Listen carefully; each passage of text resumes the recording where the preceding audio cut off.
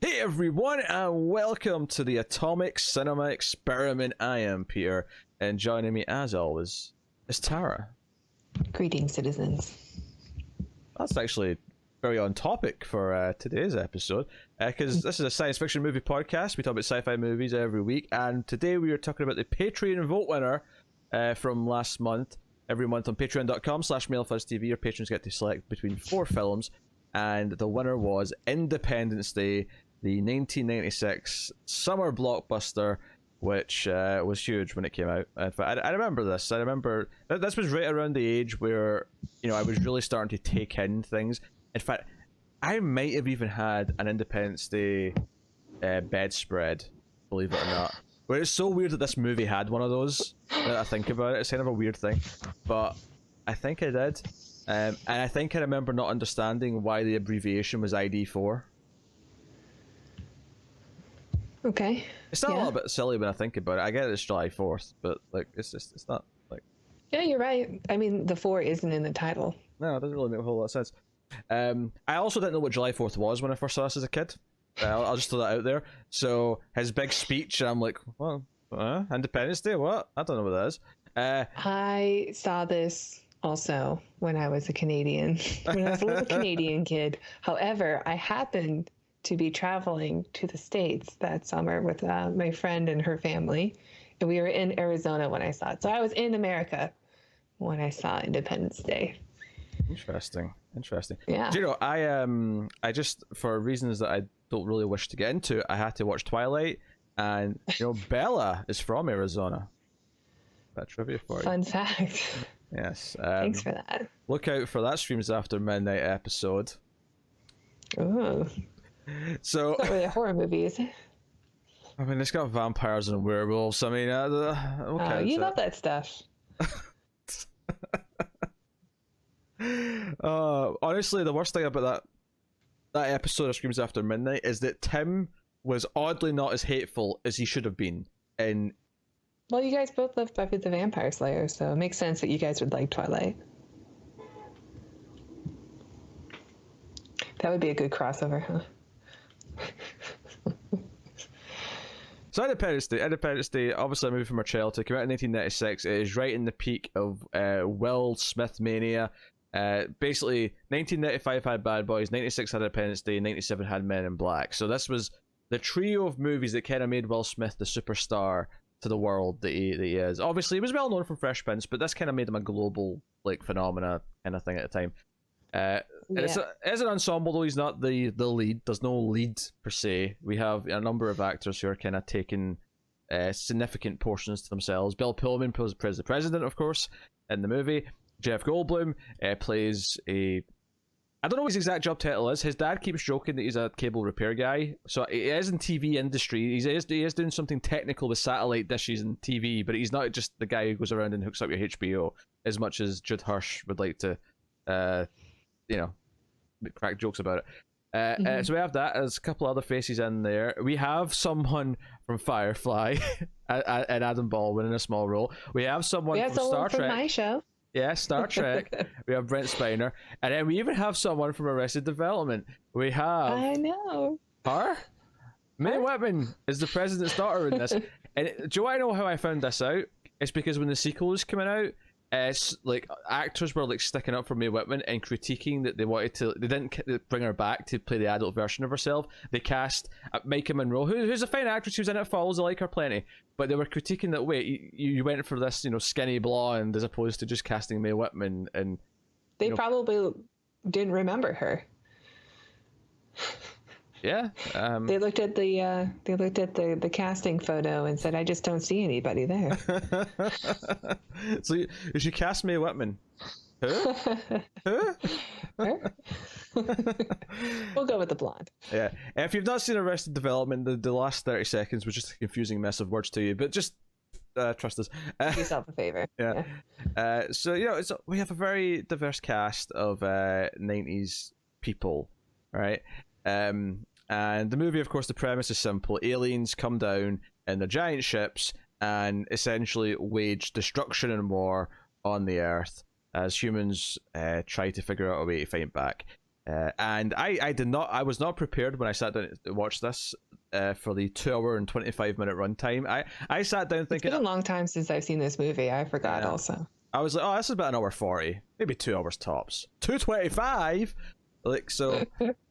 Yeah, so that was a surprise. But here's the thing. The interesting thing about this movie, I think, is that this came out at a time when we were kids, and it was very successful and popular. I know I liked it at that age. I assume you did too. I think I'll get into it later. Sure, but I'll say that I liked it. Yeah. The interesting thing for me getting into this is that Roland Emmerich, not too long after this, because the next movie he did after this, I think, was Godzilla from '98, which, admittedly, I was young enough to not hate that movie when it came out. However, I was old enough to know that this is horror. It's so cringy. I just can't watch it. Don't get me wrong, I recognized that upon a later viewing, but by the time that Day After Tomorrow came out, which was, if not next, the one after the next one, because they had The Patriot after Godzilla. That was just a really weird, different movie compared to the rest of the things that he's done. I like The Patriot. Do you know what I've always viewed The Patriot as? The Patriot is like an expansion pack to Braveheart. It's like, we're going to do that again, but in the US. It is. I mean, a villain gets stabbed with an American flag. It's so good. I've not seen it in a long time. That was one of those like sort of like cable premieres, like, you know, back when it premiered on the movie channel. You get a, prime Heath Ledger in it too. Of course, yeah. So, Mel Gibson, before we knew about, or maybe some people knew, but yeah, before it was publicly readily available. But 2004, though, you had Day After Tomorrow, and that was kind of the first one of Emmerich's that I saw and kind of went, something's not quite right here. And then everything after that, I mean, I saw one or two of them. I didn't see all of them. I saw 2012, and I didn't see 10. I wanted to see Midway, but I didn't. I didn't see it. I didn't see was it 10 million BC or 10,000 BC? Whatever the BC one he did was. 10,000. Yeah, and I never saw. I think I saw that. Yeah, I think that one was pretty disappointing. It did like a Shakespeare movie at some point as well. Oh yeah, Anonymous. I'll take your word for it. I don't recall, but yeah, about the Oxford guy who, like, there is a conspiracy theory out there that Shakespeare didn't actually write his plays, but it was actually like the dean of Oxford College or whatever at the time, who wrote all the plays, but couldn't get them published for whatever reason. So he just gave them to Shakespeare, and Shakespeare took all the credit. I mean, it would make sense that like someone who was, never mind, I'm not going to go into, I'm not one of those. All right, Tara caught herself before she got a lot of angry comments. It's not a great movie, but I think it's a okay movie. Yeah. So, anyway, the point I was getting at though is that having not really seen this, even though I saw it a lot as a kid, I'm sure I watched the VHS I had of it taped off the movie channels, and I think I did have the DVD. So the last time I probably watched this was probably in my mid-teens. So we're talking 15 years, give or take. And I think the fascinating thing about watching this again now, after all this time, is the question I had in my head was, okay, is this actually better than the later stuff he did that is universally derided? Or is it just another Roland Emmerich movie that was just disguised by the fact that I was, 7, 8 when this came out? Like, so... Sure, and it was also just so 90s. So, yeah, very 90s, yeah. It's going up against other blockbusters of the 90s, which, are okay, but there's a lot of disaster movies. And Roland Emmerich's pretty good at them, Good's a very interesting word to use, I would say, but... yeah. Not accurate, I don't think, but I get what you're saying. He does them. Yeah. He shows up and he does them. So, he goes all in. They're very formulaic, and maybe that's the other problem, is that the formula obviously wasn't as apparent yet, because this was the first one he did. Because before this, he'd done Universal Soldier and Stargate, which were a bit different. So the gist of the movie is the gist of the movie, which you said. So we'll start spoiler free, I guess, if you happen to care. We'll give you a warning before we get to spoilers. I will simply ask the question here, Tara, after watching Independence Day again and in the prime of your life, how do you feel about it? It's not good. But there are parts of it that I really find myself getting into. It's mixed. It's mixed for me. It's mixed. But it's really like the stuff that's cringy is just so cringy. Yeah. Can I propose? I'm going to guess something here. I'm going to put this into 3 categories for you. So there's a third of things that you just don't like because the movie's just not that good. There's a third of things that are saved just because of nostalgia. And then there's a third of things that are saved because it happens to have a very good cast. Because you like Jeff Goldblum, because you like Will Smith, because you like Bill Pullman, because you like whoever, right? That's basically, like, if you didn't have Jeff Goldblum and Will Smith in this movie, like, it would buckle. I agree. I mean, they are very charismatic people. Yes. I do think... But I can't help but laugh at some of the parts, but also, like, you know, even a lot of the Arnold stuff that we watch, like, a lot of it is genuinely, like, great movies, but some of them are not so good, but you just like it because of Arnold. You know, you like watching Arnold do one-liners. You know, Will Smith's got a lot of one-liners in this movie, and he is really cool. Here's the thing. I think Will Smith's one-liners have not aged as well as Arnold's have. They have not. I feel like he doesn't have an accent. Actually, but I also feel like a lot of Will Smith's one-liners in this movie and in Men in Black. He's kind of shouty.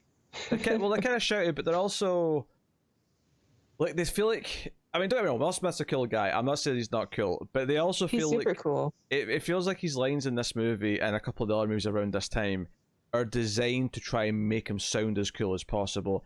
And some of them do feel like they're trying a bit hard. Like there's, like, you know.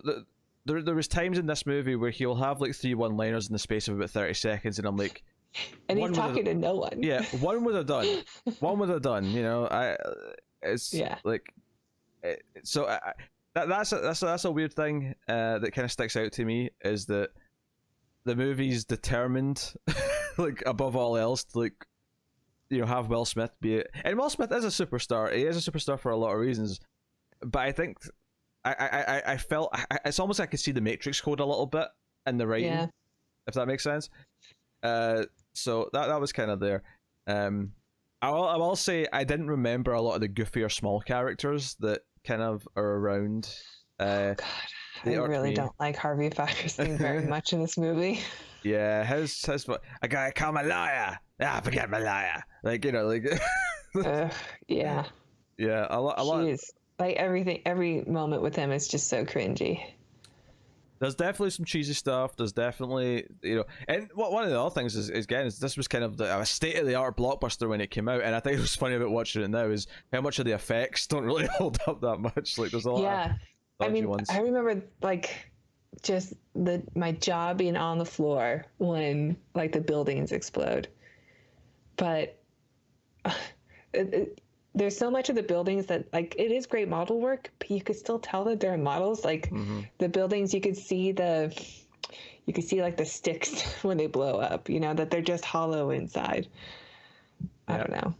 They don't really hold up as well, which was disappointing because I remember really enjoying. That's why you watch it. You watch it on the big screen with the big alien ships, and you watch the White House go like turn into popsicle sticks. That's literally what they sold the movie on. The first teaser trailer was just the White House blowing up. That's how they advertised it. Yeah, I remember in my head that we saw more than just American monuments blow up. But that's not true. Yeah. All the exploding scenes are in America. I just didn't. For some reason, I thought, well, no, we see the Eiffel Tower blow up. I'm sure. No. There is an extended cut, but I don't think it adds any explosion-y bits. No. Because the DVD, the Blu-ray doesn't have it, but the DVD, maybe one of the Blu-rays has it, but the one I have doesn't. This is one of those movies where, like, back when I was buying Blu-rays in the first couple of years of getting Blu-rays, there was a lot of like, get 3 for $20 deals and things like that. So Independence Day was. You don't have to justify it. Yeah. No, but like I have so many movies that like I remember liking from being younger that you know, watching again, I'm like, yeah, I'd never buy this. There's no way I'd ever buy Independence Day now. I mean, to get to the point, I suppose I never really said what I felt about it. Yeah, it's not that good. It's kind of like it's definitely easier to sit through than some, obviously, his later movies, because I have no attachment to his later movies. Whereas this one does have this odd, like, oh, I remember watching this as a kid, so there's some fond memories of it existing. But actually sort of looking at it and, like, kind of, you know, like, Randy Quaid, like, his character is, you know, something. His kids aren't that good. I mean, the kids aren't there, but I felt like the kids get a lot of time in the first, like, 20 minutes as they're sort of setting up Randy Quaid, and then they're barely there for the rest of it. They're just kind of in the background in a couple of scenes for the most part. Yeah. And are they are his kids? Yeah. They've heard him as the dad multiple times. Actually, okay. I'll say this: when it comes to the movies about people being abducted by aliens, God Told Me To is the superior film, and I'll stand by that. Me too. It's all I could think about, because that was actually one of those little jokes, which is totally meant to be a joke, is when the two guys who were kind of making fun of him at the diner are being interviewed on the news, and the aliens in goes, when he was taken by the aliens, they abused him. Pause. Sexually. And I thought, man, that's a lame joke. Like, that just feels like such a datey thing. Oh, you're making jokes about how the aliens probed them. Right? Yeah. I mean, I don't know. It's just, that's one of those things that just feels a little bit too 90s were afraid of anything that's homosexual. Yeah, 90s broad humor. Well, there's another joke like that as well, actually. There's a few. Yeah. Where, you know, where the guy walks in and it looks like Will Smith's friend's holding his engagement ring, and he's on his knee. Jr. Yeah. And the other guy comes in, and I mean, this one doesn't feel too bad, because it's the sort of thing where that joke would still kind of work now if it was just like, oh, you proposed in the locker room. All right, this is awkward. I'll leave. Like, the only thing you would change to make this joke work now is that the reaction from the guy who walks in would be slightly different. Congratulations. Yeah. I mean, you could sell it as congratulations. You could also sell it as like, oh, I've walked in a private moment, I'm going to awkwardly walk back out, or something. You know, you could do it in a couple of ways that would work now. But obviously, this guy's got a smirk in his face. He's like, "Oh yeah, I'll leave you two. I want no part of this." Yeah. So there's a couple of little jokes like that, which is whatever. I mean, plus Firestein's character. Yes. There's a recycling push in this movie as well. Although I've got a sneaking suspicion the recycling push was more about holding up Coke cans as much as humanly possible as it was about actually promoting recycling. Probably. Because every time he's like Goldblum's talking about the recycling, he's like, Coke cans, just holding them up all over the place. I mean, there was like a huge push for just recycling after the Exxon Valdez incident. I was just trying to see where that was. It was 1989, so a bit before this, but there was another one where New York had a trash problem, and they had like a barge that was just full of trash that they were trying to export to another place, and they said, we don't want it. So then there was just floating trash in like the New York whatever that is, and because nobody would want it, and then there was like a big push for recycling after that. So the Exxon Valdez was in the oil spill though. Anyway, sorry if that was not important.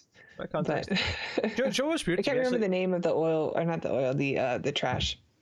See, when it cut to the whenever it cut to streets in New York, typically when the strip was first showing up and all these cars are stopping, I did not remember one random car getting hit by a truck like in the middle of all this, but like not a random car, it was a police car. It was a police car, yeah. Well, cause that was the thing, the police car and the other cars, like, it's kind of weird to me now how there's like, and with the 90s specifically, like I'm when I watch movies from the 90s now, some of them, this one I was noticing it not so much in scenes where it was just the big actors in rooms talking, but in scenes like this when they're out in the street and I'm seeing the cars and I'm seeing how the cop cars look, I'm like, this looks really old now. And why that feels weird is because I saw this when it came out. I grew up through this era, and because it's one thing when I'm like, oh, I look at a 70s movie. And you watch American TV and movies, so you recognize like uniform and cars from like New York, but not like your own country. Wait, I know what my own country's uniforms and cars look like. Thank you very much. Yeah, but do you really recognize like a cop uniform from the 90s in like I don't know, what do you guys have, Scotland Yard? I don't know if they've changed that much since the 90s. It's probably good that you never really had a lot of experience with the police. Yeah, that probably is a good thing, right? Probably is a good thing. Let's just watch Hot Fuzz. They look like Hot Fuzz. Okay, so with occasionally the big hat. Not always. It depends. I'm not sure why some wear the big round hat and some don't, but the round hat does exist. Isn't that only for like the Queen's Guard? No, Nick Frost was definitely wearing that in Hot Fuzz. He was definitely not guarding the Queen. Okay. Yeah. I'm not talking about the furry one. I'm talking about the sort of round, sort of hard hat. Okay. Yeah. The furry one's the Queen's Guard, yeah. Cops don't wear the furry hats. Do you know what I love? I bet there's some British people listening to this who are appalled that I have no idea what any of this is called. Look, I don't care. I don't care. Anyway, so I just thought it was weird because of, like, I grew up in the 90s, and like now the 90s looks so old to me. Actually, one of the most surreal things you can find on YouTube on this subject is that there's like HD footage that someone recorded on a very early version of a HD camera in 1993, and it's just streets in New York of people walking around, but it's in like, you know, modern digital HD quality, and it's like surreal seeing it through that lens of like, you know, this looks like it was shot yesterday, but it's 1993. Yeah. Very strange. But anyway. Really big jackets. Mm-hmm. Pants that had high waist for men. Yeah. Well, that's the other thing is that movies from the 2000s, and this is not just because I watched Twilight recently, but Twilight's guilty of it, is like they have a look now, and it wasn't really noticeable at the time, but now when I watch a movie from like 2005, I'm like, yeah, this looks like a 2005 movie. It's bound to happen. Yeah, and not all of them have it, but a lot of them have that blue tint, and it's like, I hate it. Anyway, so yeah, what else do we want to talk about? The ship designs, alien designs. Do we care about? They these look things? familiar. There's some similarities to some things. Actually, one of the effects that really didn't hold up for me is when you do see inside the mothership and it's all CG. It looked like the PS1 cutscene just kicked in, and we're watching these weird. Some of the puppet res. stuff was all right, but the practical stuff was all right. Yeah.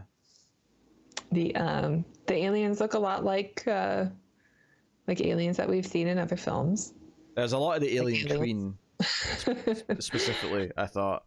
Is that actually? I thought the most recent War of the Worlds remake looks a lot like the Independence Day aliens too.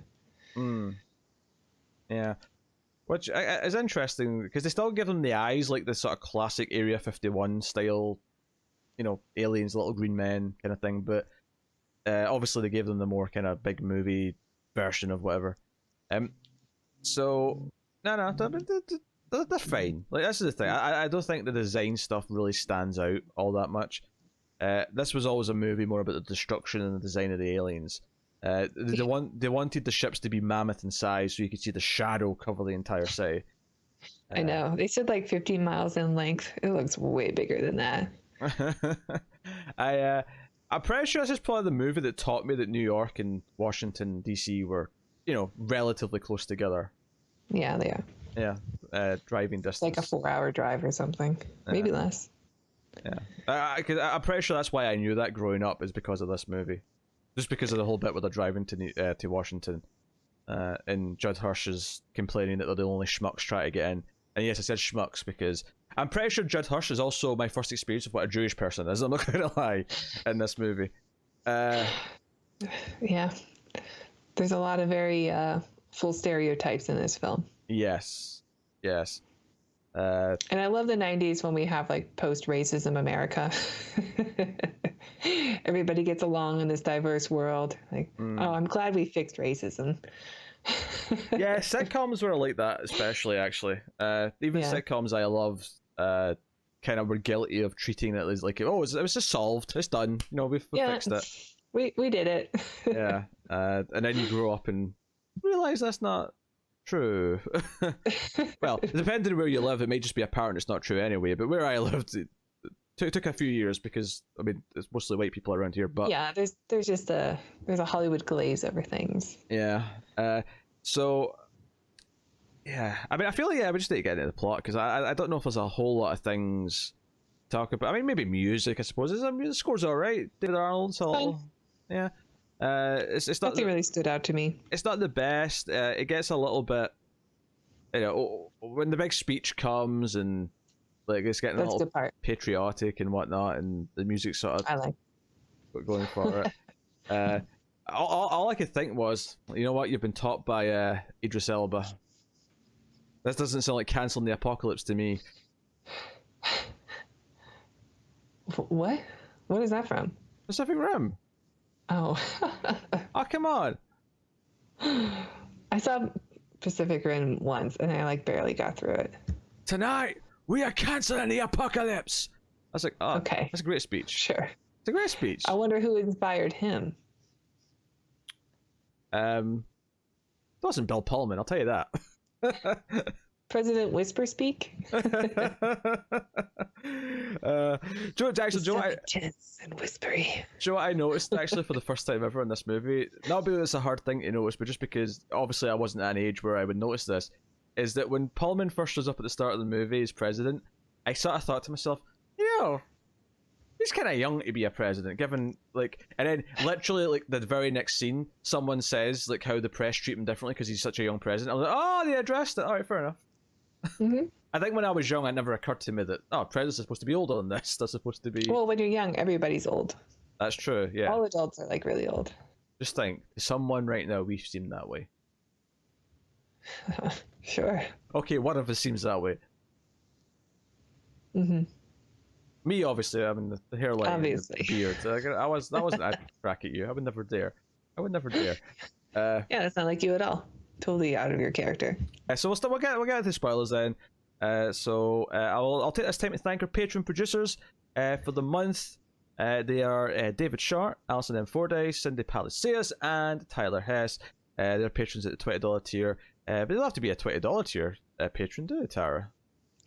No, if you like what we do and you want to support us and support the channel, please check out our Patreon page. It's patreon.com/MildFuzzTV. If you donate as low as $1 per month, you will get bonus episodes of The Ace. If you're wondering where movies like Time Cop and the Trancers Saga are, you can go check it out for $1. Yeah, dry hairs for squids. That's right. I thought of that. A lot of people had greasy hair in this movie, and I thought, oh, well, they must know.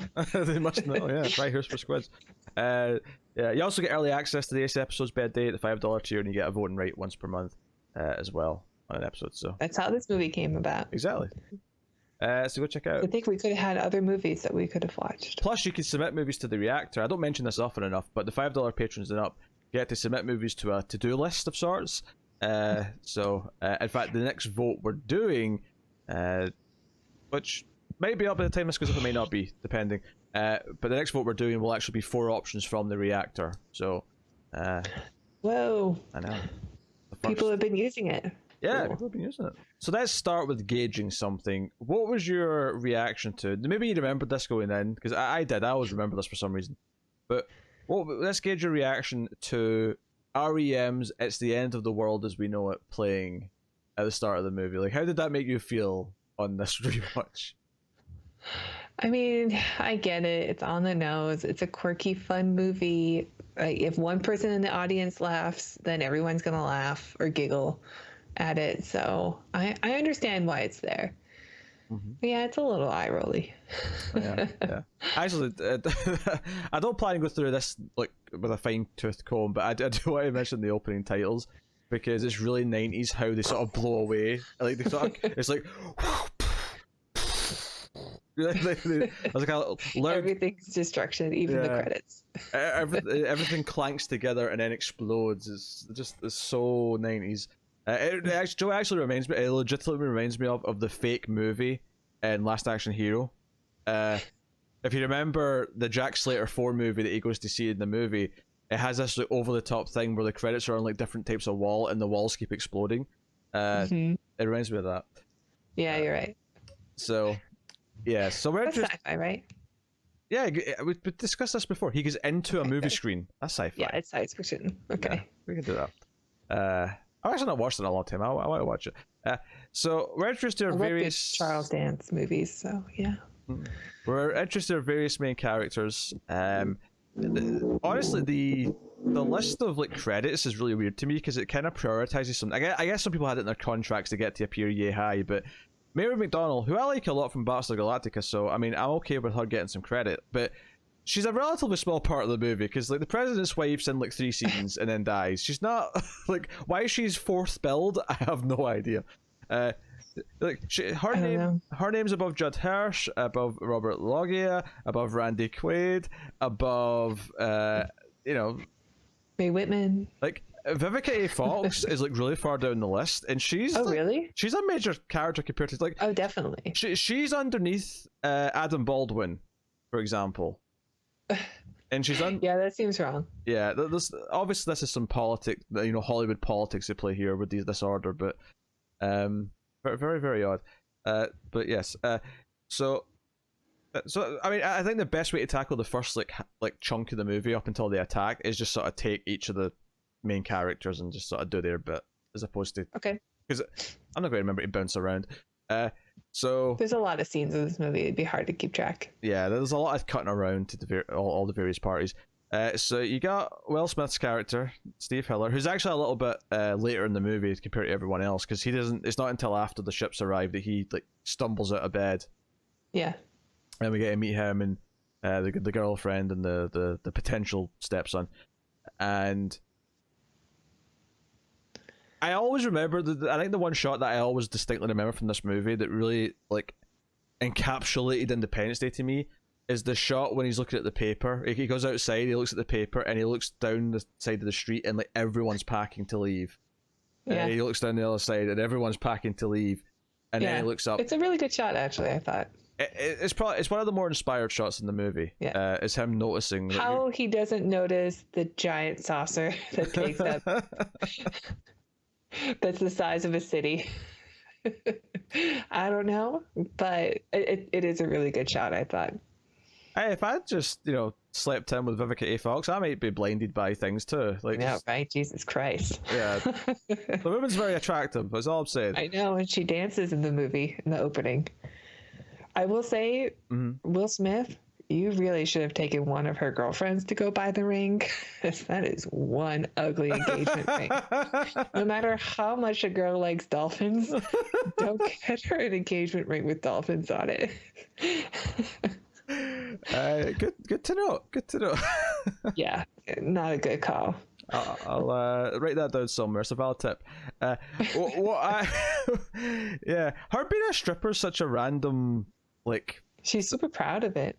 Yeah, it's this weird thing where his friend, because one of the things we discover about him, because when you've got a movie like this that's bouncing around so many characters, and so many disaster movies do this because they want like a wide variety of characters, is that we find out that he really wants to be an astronaut, and he's applied to get in NASA, and he's rejected.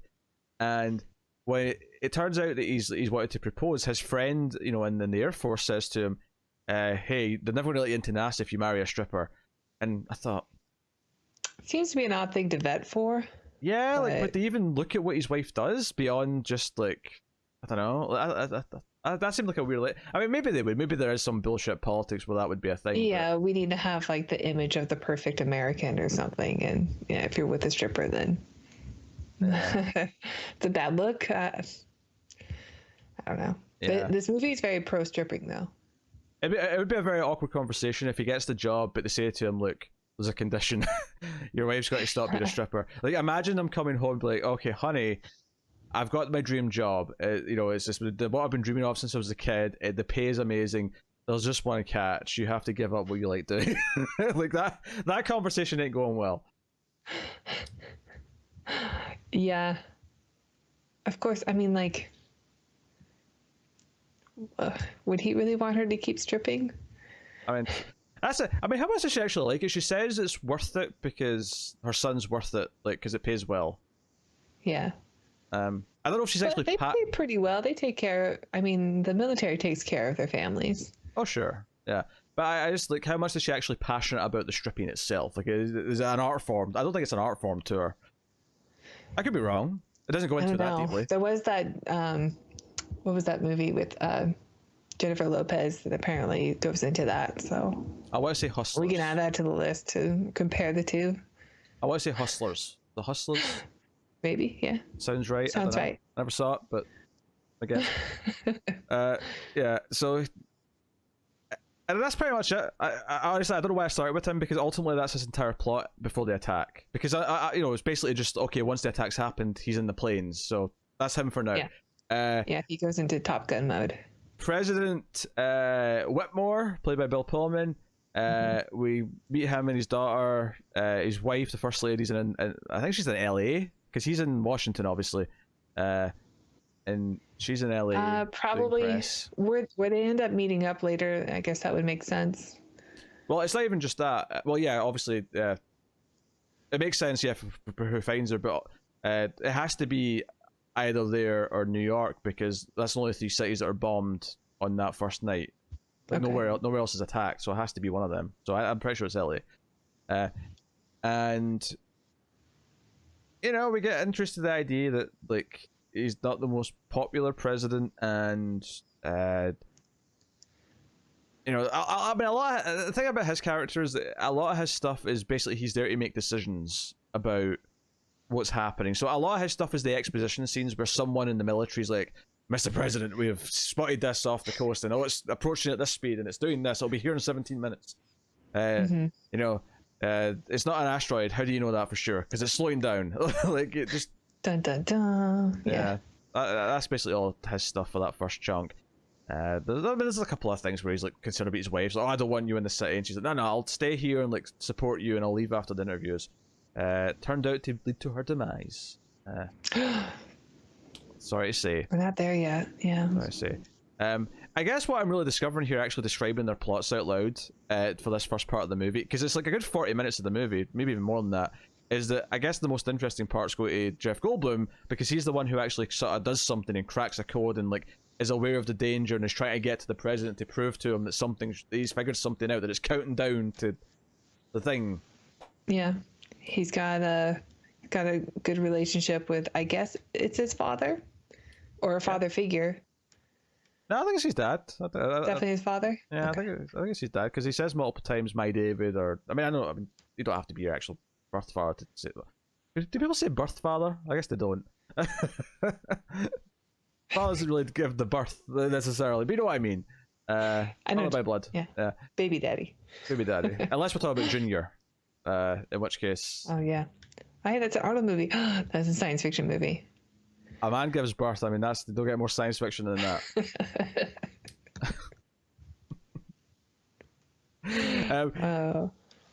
So. One-liners. But yeah, he kind of like figures things out. I guess the weird thing is that so much of this first chunk of the movie is spent building up, the ship's arriving, the countdown, try to get to the president.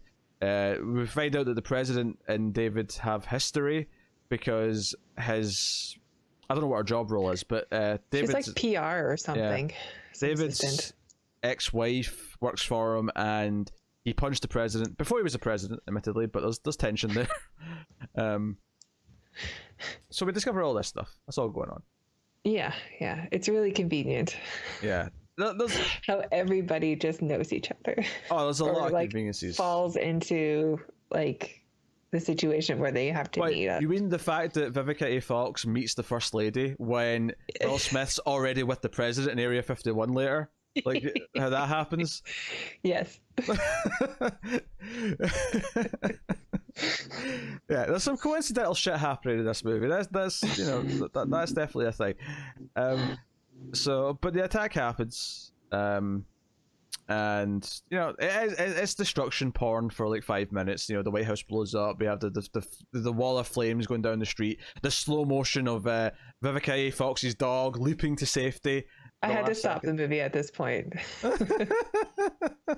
Once the dog jumps in, outruns that really slow fireball through the tunnel, I went, okay, I need to take a break. I mean that's fair. What happened to the dog after that? We didn't see him again. I think he's just with them, and then you just barely see it. There's a whole thing where it shows that she's got a heart of gold because she's like driving a truck around, like picking up survivors from around the rubble of the city. She's a stripper with a heart of gold. Yes, which is just what this movie needed, I guess. A lot of weird little things like that. And then obviously you have Randy Quaid, who we find out is a crop duster. He was in Vietnam, and he, rumor has it he believes he was abducted by aliens like 10 years ago, and his kids were about to abandon him. Recovered. Yeah, the kids were about to drive off in the RV, and then he just happened to show up in time. It's like, yeah, it's a good idea, let's get out of here. I'm like, they were about to leave you. They were about to just go because you're a pain in the ass. So, we set up that. Which there's a lot of weird moments in this movie. Like, the one later that always gets me is when after Will Smith's had his like whole thing where he's been in the plane and he's downed one of them and he's dragging the carcass through the desert.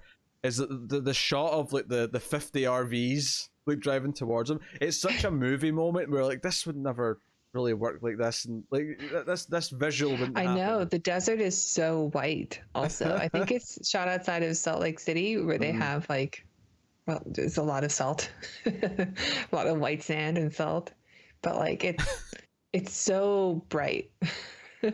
It's a really good. It's a good looking shot. That's good. The visual looks good, but it's one of those things where it takes me out of it because I'm like, this is such a movie setup thing. Like, this is not a natural. And sometimes that doesn't bother me so much. I guess it's kind of the thing where this movie does so many like sort of really obvious cheesy things that some of the stuff that I might let slide in a better movie, I'm like, oh yeah, okay. Like, of course you're doing this. Oh, this movie's nothing but cheese. Oh yeah, there's cheese all over it. Even something as like simple as like before they go up in the planes, Will Smith's yelling about kicking E.T.'s ass, and the I don't know what rank it is, the captain, whoever's giving the orders here. He's like, you'll get your chance. You all will. And he's, oh god, my god, right. He's a general. Yeah. The captain rank in the, I guess he's Army, is the same as a lieutenant in the Navy, but they could be Navy pilots. They might be Navy pilots because Navy pilots are like Blue Angels and stuff. So maybe it's Navy. I don't know what they are. Mm-hmm. Stop. I didn't really pay attention.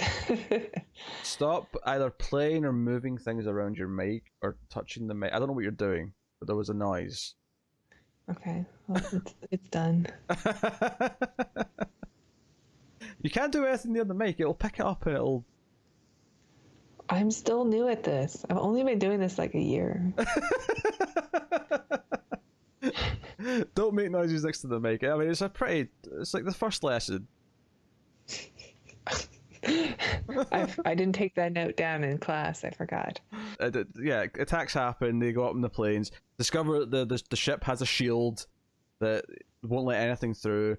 I think what really bugged me about this moment is that no one really, like, they just kind of take it for granted and accept, oh, it must have some sort of shield. And I'm like, right, hold on. Like, can someone act surprised that there's literally a force field? Because that's a pretty sci-fi concept. Especially, I mean, even now it's a sci-fi concept, but in the 90s, like, come on. Like, yeah, a literal Star Trek style, like, shield. I think it's fair that they wouldn't know right away that there's a shield. I think it's a little silly that the pilot couldn't pull up in time to like avoid crashing into it. I'm not critiquing that they wouldn't know it's a shield. I'm critiquing that as soon as they see it hit the thing, someone just says, "Oh, they must have some kind of shield," and just everyone accepts it. No one acts surprised at the type of shield it is, or says, "Oh, that's like really advanced." Or they just kind of like, "Oh, it has a shield, of course." Like, it's just, I don't know. It's just the reaction to it just reads wrong to me. I'm like, they literally have a Star Trek force field shield, and no one reacts to it. Anyway, but yes, Will Smith's friend, is Harry Connick Jr. Yes, that dude. I don't know who this guy is. Should I know him from something?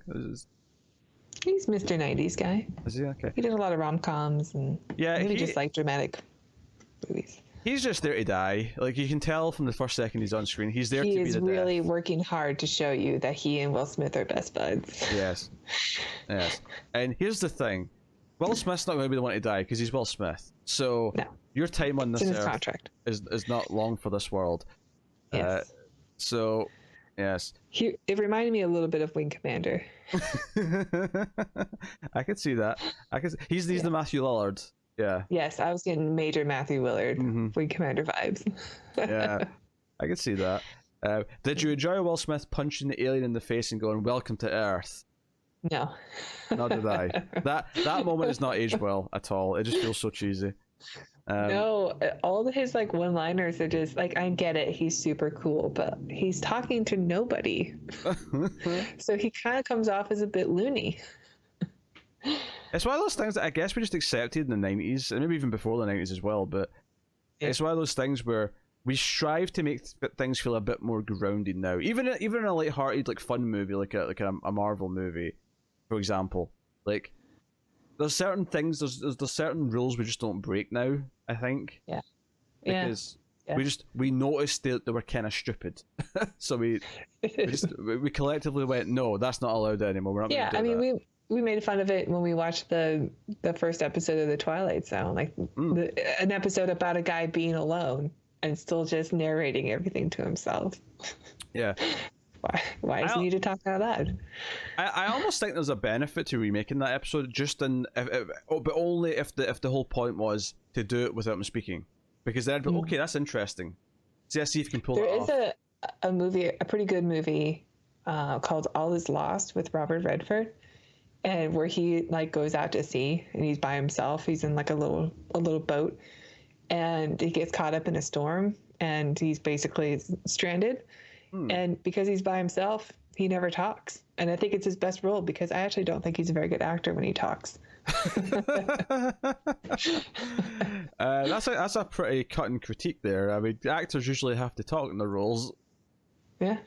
Not often do they get away with not doing it. I mean, I think he was better than he is now. That's fair.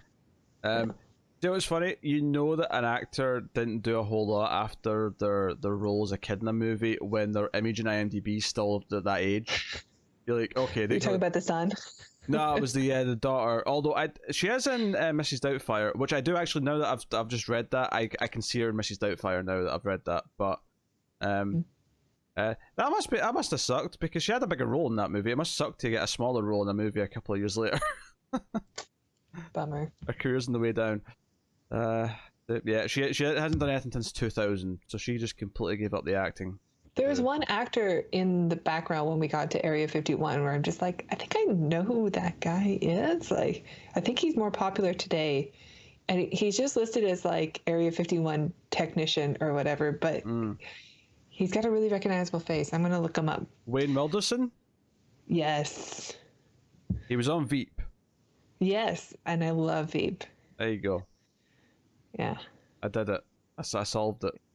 Yeah. Well, you probably knew who it was right away, because I think he's done a lot of stuff.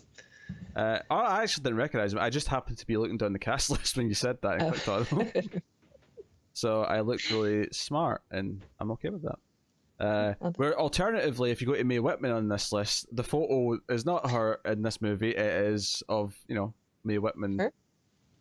Yeah, right about now. Honestly, my favourite line in the whole movie, I said this to Tara actually before we started, but I'll repeat it for the audience. My favourite line in the whole movie is after the attacks have happened and they're on Air Force One, and of course there's a shot of the plane riding away from the explosions because they're just leaving in the nick of time and no more.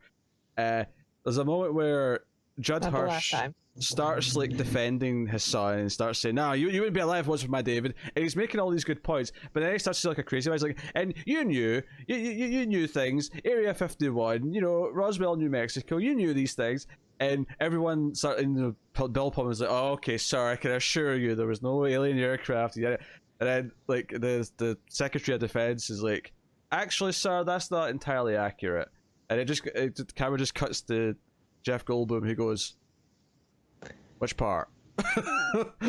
Which part's not accurate?" Cut to Area 51, where we get all there's a lot of staff at Area 51 for a well-kept secret. There's a lot of staff at this place. Yeah, it is fully staffed. Yeah, including Brent Spiner, who totally dies in this movie and yet is somehow back in the second one. That is, Is that true? Oh, he's back. Yeah. Oh. Well, I mean, Dr. Noonien soon has a lot of relatives that we never hear about until it's convenient to cast Brent Spiner in a thing. So this is clearly a relative, Doctor Soon, experimenting on alien technology, passed down through generations to create androids, perhaps. For those of you playing your Atomic Cinema Experiment bingo at home, you can cross off Tara made a Star Trek reference.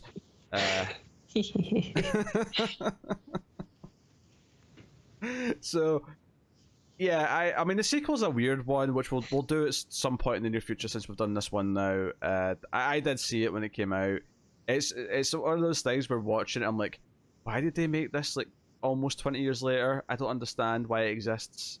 No, actually, it was more than 20 years because 96 to 2016. Oh, it was exactly 20 years. Exactly 20 Isn't years. it a bunch of like the sons of characters in the film? Some of them, yeah, but a lot of the cast are back as well. They didn't get Will Smith back, but they got. Because he was doing Suicide Squad, right? Yeah, he was doing something, or just didn't want them, or he wanted more money, or so. I don't know what the actual reason was, but. There's no way that it's worse than Suicide Squad. What a garbage movie.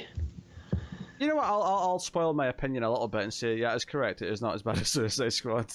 All right. Yeah. I mean, I've never seen it, so it's something to look forward to, I guess. Yeah, some weird choices in it, but it's because the general in this, the one Robert Loggia, he actually has a cameo in the second one, but of course, like he's already pretty old in this movie, so in the second one he's got this little cameo at the start where he can barely stand up. He's an ancient old man, poor old guy. I thought, they carted him out. They couldn't get Will Smith, but they carted him out for the old folks' home to come in and do a cameo. Hey, we're not ageist on this channel. Really? Yes. I don't know. He's in his twilight years, still fully capable of acting. Well, I don't think he is because he doesn't have a line. He just sort of waves like he's there getting a medal for something. Oh, he's like one of the old vets who like waves at the cars that drive by with the signs. Happy 100th birthday! Yeah, and it's really funny because I'd forgotten Vivica A. Fox's character was a stripper in this, and I laughed a little bit because I remembered what her job is in the second one, which just mild spoiler, not a stripper. Oh, okay. She was so proud to be a stripper. She's like a nurse in the second one. Maybe she's a doctor even. Definitely a nurse. I don't know if she's a doctor, but she's worse than a hospital. She can have a doctorate in nursing. True. That's true. I just don't remember though. As a point, it's not that I'm confused by the roles. It's not that memorable a movie. Okay. But anyway, at least it's better than Suicide Squad. I mean, a lot of things are better than Suicide Squad. I'm pretty sure I could go get like a really intrusive medical procedure and come out of it going, you know what, it's still not as bad as Suicide Squad. Maybe Quaid would agree with you. Mm-hmm. So, yeah. So, luckily Will Smith knows about Area 51 because when he runs into the RVs, he's just kind of like, I know of a base nearby here. He said he saw one. Yeah. And on the flyby. Yeah, and he recruits the entire army of RVs to go to Area 51 with him. And it's kind of, there's a lot of little convoluted things like towards the end, because they established, because the base that he flew from originally gets attacked and destroyed by the aliens, right? They're strategic, they go after the base of operations. And that happens again at the end when they're doing the big attack, they come after Area 51. And they kind of point out some weird bullshit. Oh no, we're underground and we're safe. Like they could bomb us with tons of stuff and it wouldn't affect anything. And like Goldblum's wife says, "Yeah, but what about the people outside? Because all the people in the RVs are just sort of hanging around outside in their RVs." And it's like, oh, so they have this like convoluted reason to bring them all into Area 51, just so that Quaid's son can be in the control room and sort of hear the comms of his father deciding to like commit suicide to like save the planet. Like, it's just things like that. It's like, oh, this is so like the part that contrived and convoluted. When they first show up and Will Smith drives up to the gate, and the gate guard's just like, "You can't come in here." He's like, "But I'm Army or whatever." And he's like, "Sorry, this is restricted." And then he's like, "Here's my pass or whatever." And he shows the alien. The guy's like, "Oh God, aliens! Like, you work at Area 51." Totally, he's just a security guard. He's never actually been in and looked at the lab, right? He's never been in there and looked at the specimens from the 50s. Brent Spiner's so excited by everything as well. He's so excited that the ship's turning on and he's got the aliens. Like, you want to see him? Crazy. How do you feel about him in the movie? What do you think of his character? He's kind of the cheesy It's cliche. terrible. Yeah, it's so bad. He's not good. I just want to be like, "Oh, Brent Spiner." No. And I'll tell you this: he's way worse than the second one as well. I'm sure it's a body double, but you'd even get bare ass from this character in the second movie. Oh boy! Because just to put this in perspective, he's literally in a coma until he wakes up in the second movie, 20 years later. Okay. He wakes up because So he wasn't dead. He was in a coma.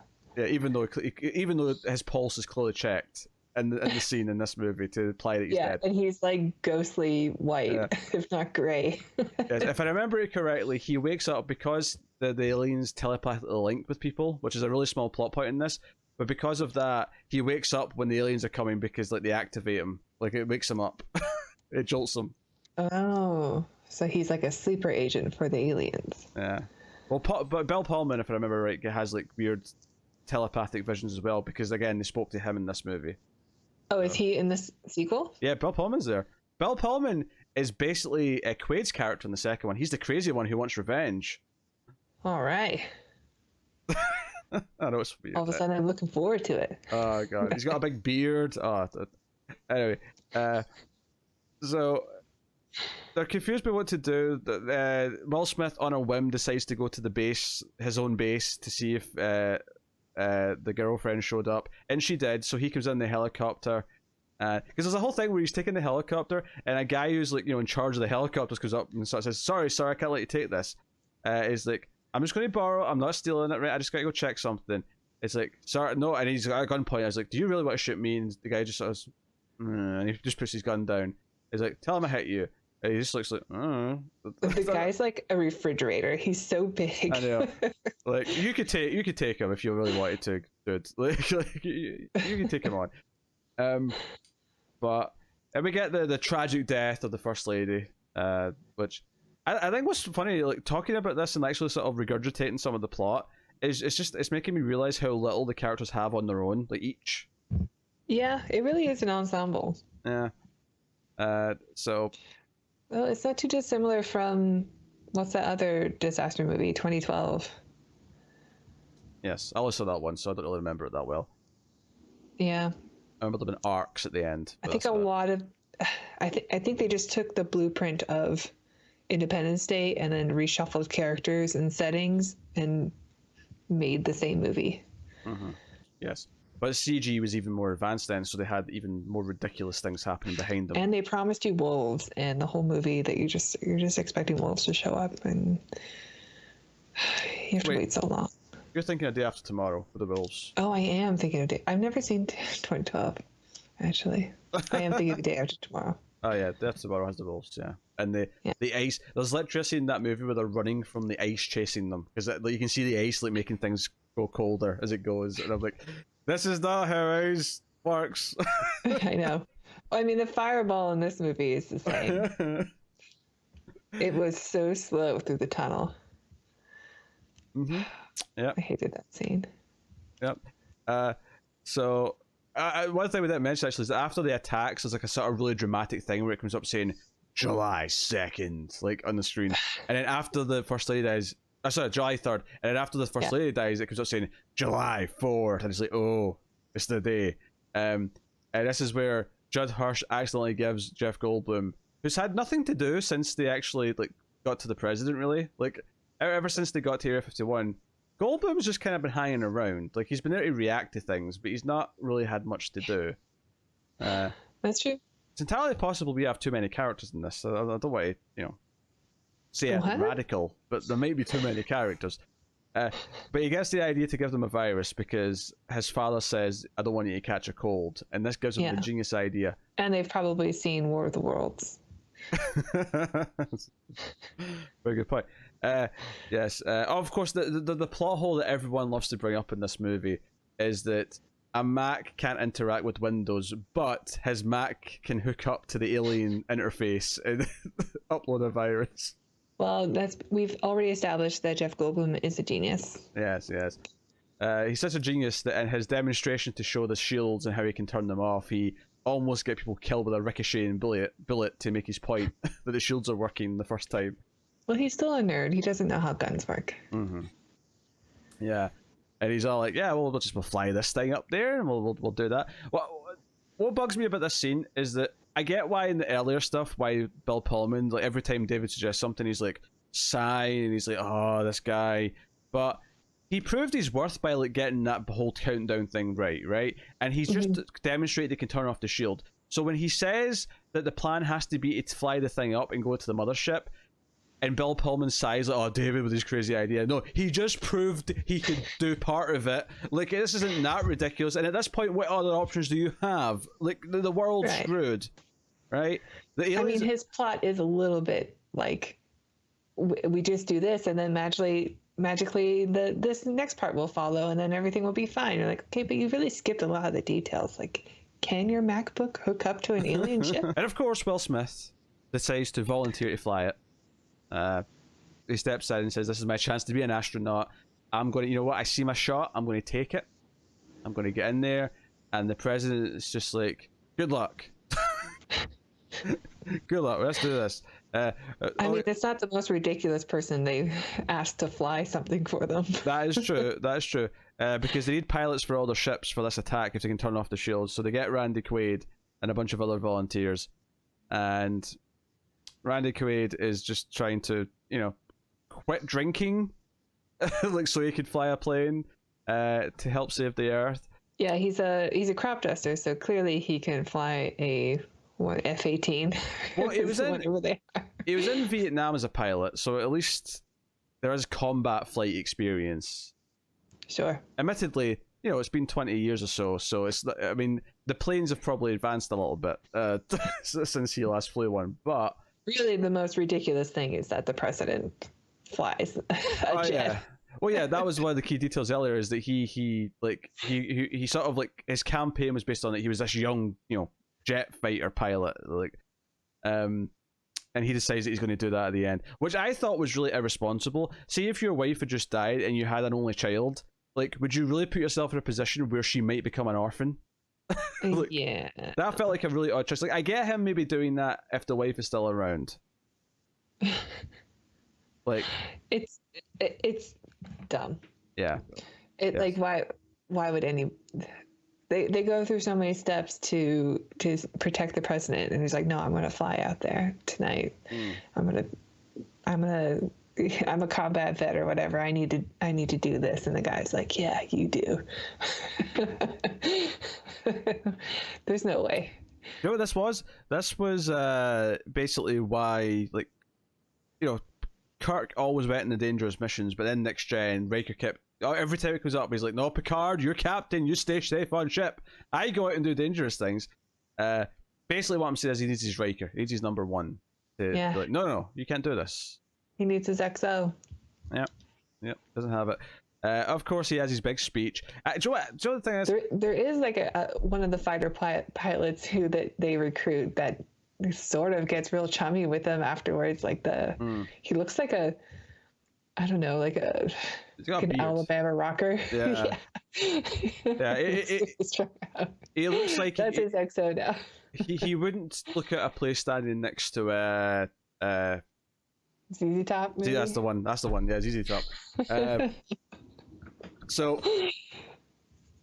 this is the thing, right? So the only mention of the rest of the world throughout up until this point in the movie is a little bit when it's on the news that there's ships arriving, and they mention, there's one over, London, there's one over wherever, Paris, right? And that's it. That is the last they mention of the rest of the world until they send out Morse code because they want every country to attack the ships at the same time when the shields are down, right? So my favorite response to this is the first people The they best go part. to is there's like a couple of British officers, but they're not in the UK. They're in like the Middle East. It looks like. Yeah, they're in like Israel or something. And there's like Morse code. And it's like, and actually, that's cracked me up as well. Is one of the soldiers is like, it's the Americans. They're sending something to the old Morse code. I'm like, wait, hold on a sec. Right, Morse code is old, but isn't Morse code still like a sort of like safety net, like in general for like military and stuff? Like, yeah, it's something that we are supposed to learn. I never did, but yeah, but like, it's like part of our training manual is that there's a chapter on Morse code, and technically we're all supposed to know it. If you were the communications person, it was probably more of a priority. You would have to know it. Yeah. Yeah. Right. So him turning it's in the old Morse. It's like he's an old man. He's like, I've not seen Morse code since I was in my 20s, and you know, but he's not. He's like 25. Like it doesn't make any sense. Anyway, right. And the guy's response when he said, "Oh, it's the Americans. They want to launch a global counterattack," and this guy, whoever's in charge, just leads it, goes, So British. "It's about bloody time." It's like, what you were waiting? You were waiting for the Americans? Waiting on their heroes, the Americans. what? Like, what was Canada doing during this time? What was Germany doing? What was Russia doing? What was? It's just... I don't know. Like what they talked about earlier about sending nukes to try to blow up the ship before they sent the other plans. Which they try. And, they try it. Which they try, and I kept thinking, like, wouldn't other countries try to nuke? Like, don't they have alien ships too that they have? Wouldn't they try to send a nuke out? So this is the thing. We have this montage where people around the world of various, countries, races, languages, religions, whatever, they all are like getting these messages and they're gearing up to fight. And then he makes his big speech in front of the fighter pilots. His big, we will not go, quietly into this good night. But the fair part is like from this day forth, July 4th will no longer be known as an American holiday. And I thought, and I was like, I feel like if the president stood up and said that to a crowd, they would boo him. Like, to an American crowd, said, "Oh, July 4th's not ours anymore." This is not really a global film. This is very much a movie for America. It's almost like that one line is just there to appease the rest of the planet. Like, oh, it's not just America, but it is. Yeah. Yeah. I love this speech. I love this moment. When I think about Independence Day, this is what I think about. When I think about a great movie president, this is the moment that I think of. I love the extra with the salute at the end. I know. Really... That's the worst part of this. The worst part of this whole thing is this guy who salutes at the end. It's so animated. It's so animated. It's so perfect. It's such the reaction that I have in my gut. And I'm pretty sure when I was a Canadian citizen and watched this, I felt like I was an American that day. Maybe this is what inspired me to join the military. No, it wasn't. Shut up. It definitely was not Star Trek. It was definitely Star Trek. And then you joined the military. A little bit of MASH. It was big MASH. Shit. This is nothing like Star Trek. I've been lied to. I made a huge mistake. You had a Joe Bluth moment. I was really excited when I met my first ensign. Oh dear. So yeah, we have the big thing. Goldblum and Will Smith go up in the alien ship, and they go into the main ship. And we get the bad CG, and they're hiding. Did you enjoy that his laptop? Because obviously his name is David, right? Jeff Goldblum. When he opens his laptop, there's an image of HAL 9000, and it actually says to him out loud, "Good morning, Dave." I totally missed this. What, on this viewing? Yeah. What? How did you not see this? I must have looked down at my phone or my dog or something. I don't know. I totally missed this. Yeah, it's when they get on this but before they take off, they sit down and he's got his laptop ready, and yeah. Yeah, I remember you telling me there was a 2001 reference, and when I had finished the movie, I'm like, where was it? I didn't see it. Yeah, no, that was it. It was just really, it's really in your face in a lot of ways because it's you actually see HAL 9000 and his name's Dave and he says what so. I was probably distracted by my kitty cat or something.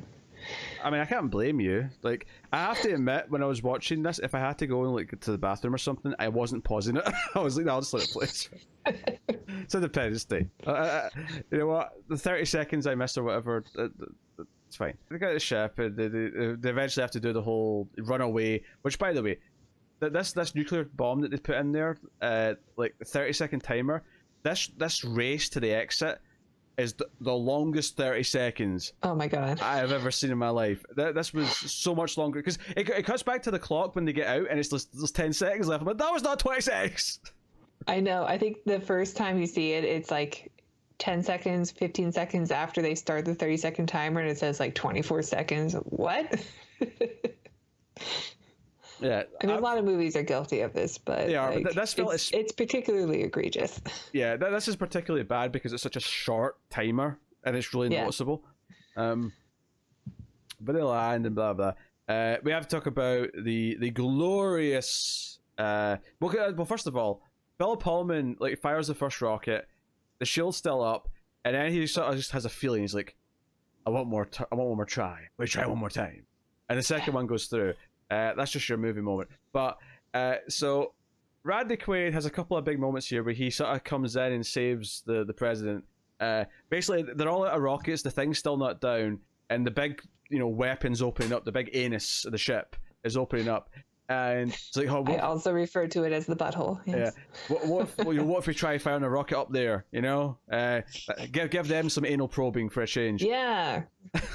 Taste of their own medicine. And unless it wasn't this species of alien, maybe it was a different alien race. That'd be funny. But it wasn't us. It was the Felicians.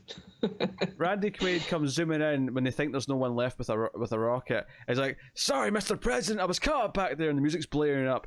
And it's okay, lock on, Give that man some cover. Yeah, Fox 2, blah blah blah. And he tries to fire, and the rocket jams, and he says, like, tell my kids I love them, and his son's in the control room listening to this because they let anyone wander in there, apparently. Right. So, like, we have him flying up the butthole, and, like, I both love and hate this because it really makes me laugh how stupid it is that this bright light's, like, on his face, and he's like, "Hey, boys, I'm back!" Like, it's like, I can't take it seriously. But I also kind of love how silly it is at the same time. And the scene's like not bad. Like, I like this fight at the end. It's a good last stand for humanity, Yeah. The movie's dumb, but it is kind of fun to watch. And this turns out to be that that one fault in the Death Star that takes the whole thing down. Because the whole ship comes blowing up from the inside. And I was really noticing the effects and how they've dated, just how the explosions look kind of like plastered on to the background kind of thing. Yeah. They look really flat, but whatever. There's one scene of like aliens attacking a base with all the planes on it and stuff, and like it's clearly they don't know how to animate the planes blowing up, or they don't want to blow up a plane, so like there's just explosions all around the planes instead of a plane exploding, which would be the obvious thing to do if you were making it today. Yeah, that would totally happen there. Yeah. So maybe the aliens are just really bad shots. It worked. We see shots of these ships coming down all over the planet and people celebrating, and they come back and he hugs his daughter. This was the moment where I said, "Yeah, you're the only father to this. You're the only parent to this daughter now, and you just went on a very dangerous mission. Like, really, was that a smart move?" Yeah. The asshole Secretary of Defense who got fired for disagreeing too many times. He found some religion and sat with Judd Hirsch while he was praying. With the Torah, I guess. And also, this is actually a little known fact most people won't know here. But did you know that "Must Go Faster, Must Go Faster" was also said by Jeff Goldblum? Wow, what a fun bit of trivia. In the hit film Jurassic Park. No one knows that. This is like a totally, under the radar. Did you read IMDb trivia for that? No, I was joking before we started that it's almost not worth saying that one because everyone knows he says the same line in both movies. I mean, so much of this film comes from other movies. Why not just take blatantly from Jurassic Park as well? I would love to know if it was in the script or if he just, he's in the set, he's in the spaceship set in the cockpit, and he thinks, you know what, I'm just going to throw this out there, and we'll see if they keep it in. And they did. I heard a lot of these lines were improvised, like a lot of the scenes with Jeff Goldblum and his dad were improvised. So maybe. I wouldn't be shocked. I wouldn't be shocked. And there's a couple of weird things here. Like I was really noticing how they kind of set up like the ex-wife of David as being kind of like, you know, this strong woman who has this important job, and that's why she left him. And they have a couple of moments, you know, on the base where, you know, he never wanted to get a divorce because he was happy being married and she wanted more, and that was kind of the conflict between them. But then they have this quiet little moment where she notices he's still wearing his wedding ring. Will Smith's getting married, and it's kind of sweet, right? But and Vivica Fox again has her own thing where she's on her own, she's rescuing people. They're kind of treating her like she's got her own kind of thing. Once they get to the base and they're with their, you know, soon-to-be husband / ex-husband, right? They kind of just become the wife characters who are concerned about their husbands because they're doing the important things. And it really stuck out to me when after they take down the ships and they're in the control room and someone says, "What?" And the president comes in and he says, "Oh, what about our delivery boys? Have we heard from them?" Is it, "Oh, we lost contact 20 minutes ago." And just as he says this, like both of the ladies like come out of the crowd and they're there to listen, and I'm like, this feels, they're just here in this final act to like be the concerned ones. And Yeah. like, it And felt to greet the heroes when they return. to give them the kisses, the smoochies, because I felt like it wasn't doing that much with it, but at least the first half, I felt like, okay, they're trying to give them at least some of their own thing, right? And then it felt like it just didn't matter in the second half. Once, you know, like the ex-wife was more egregious because that was like fairly early on. Once they're on that Air Force One, she's kind of just there from that point on. Vivica Fox, she gets a bit more because she's rescuing people and whatnot, and she's with the First Lady. And then it takes a day for her to meet up with Will Smith again. Yeah, but once they're with them, that's kind of it. And I mean, it says something at the posters, the three men faces. You know, like they're the three characters. Yeah, they're not the most well written female characters. Like they're there just to ooh and ah what their men are doing. It's kind of hard to sort of quantify this as a whole thing because there's parts of it that I kind of like nostalgia. Sure. Parts, I think a lot of Will Smith's moments have kind of aged badly. Jeff Goldblum, not as much. He's still pretty much Jeff Goldblum-y. Yeah. I just looked it up because The Lost World was a year after this, and if you remember during that review, I commented on how Jeff Goldblum doesn't really seem very Goldblum-y in that movie. Like, he doesn't seem like the same character. Mm-hmm. But in this movie, he seems a lot more like Ian Malcolm than Ian Malcolm in The Lost World. Maybe he just wanted to get away from it. He's like, I want to be typecast. I want to... But you're the same character, He just Jeff. took a year off of being Jeff Goldblum. That would be my guess. Yeah, Well, he's fully embraced it now. That's what's important. I mean, I will say it's still better than these later films, but it definitely is a Roland Emmerich movie for all of that. You know, all of that means. Yeah. There are a couple of gems in his filmography. I remember enjoying Universal Soldier. It's been a while. I still kind of like Stargate. You know, I know it's goofy, but for what it is, I still kind of enjoy it. Yeah, I like Universal Soldier. We'll do that at some point, but I dig that movie. I like Patriots Day. I know it's just American propaganda porn. I don't care. I like it. So is this movie. You mean The Patriot? Yeah. What did I say? Patriots Day. Oh, that's a great movie. Yeah, but nothing to do with Roland Emmerich. That's a Peter Berg film, yeah. Yeah. I don't know where I fall in this now. I mean, what would you want to give it? I want to give it a 6. I think it's a 6 film. It's the parts that are cringy are like really cringy. Like, it's definitely not a good movie. But to say that it's not fun to watch is also kind of wrong. Like, it is kind of fun to watch. So I'm gonna put it on the positive end. Not really my type of movie. I don't want any more of these movies to come out. Well, it's funny you say that because it's a product of its time, and its time. It's a 3 stars film, so 6 out of 10. It's a product of its time, and it has the most unnecessary, unwanted sequel in the history of movie sequels that came 20 years later. If they made a sequel to, let's say a sequel came out in 1998, it may have worked. It might have, fit into it. Yeah. But 20 years later was such a weird thing. Like, like every part of that movie's like marketing. I kept thinking, who wants Independence Day 2? Like, who wants a sequel to this movie? It doesn't make sense. Anyway. No, it's still something Hollywood does, though. They're still bringing back movies. We're getting another Ghostbusters sequel. You know, too many reboots. Too many reboots and franchises coming back from long ago. Yeah. I've made that rant before though, so I won't get into it. So yeah, my rating. I mean, yeah, 6 is kind of fair. You always have to go lower than me. It's the rule. I don't have to go lower. I can give the same score. We can have parity for once. I'm going to give it a 9. No, I'm kidding. It's perfectly watchable. I'll say that. It's very watchable, more watchable than these later movies, but not good. And there's definitely parts that don't work. There's parts that are fine for nostalgia reasons. So, I'm going to give it 5.5.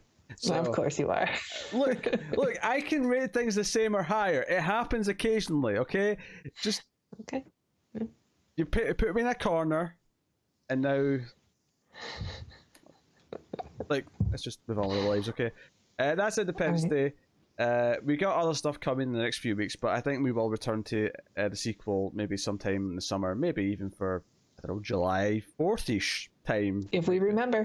That's a big if. That's a big if. So, yeah, you let us know what you think in the comments below. You can like and subscribe, all that stuff. Get us on the Twitters at mail_fuzz for channel updates. If you want to support the show, we mentioned Patreon earlier, of course, patreon.com/mailfuzztv.